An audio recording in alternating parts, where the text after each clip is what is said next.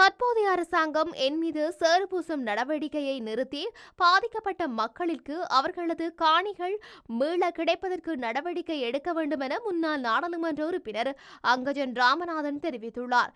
தையிட்டி விவகாரம் தொடர்பில் ஊடகங்களுக்கு முன்னாள் நாடாளுமன்ற உறுப்பினர் அங்கஜன் ராமநாதன் அனுப்பி வைத்த செய்திக்குறிப்பில் இவ்விடயம் தெரிவிக்கப்பட்டுள்ளது.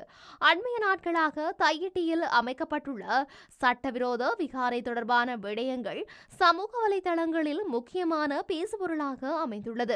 குறிப்பாக கடந்த 2-3 நாட்களாக தற்பொழுதுள்ள ஆட்சியாளர்கள் சார்ந்த சமூக ஊடகங்களில் நான் கூறியதாக சில தவறான தகவல்கள் பதிவேற்றப்பட்டுள்ளது.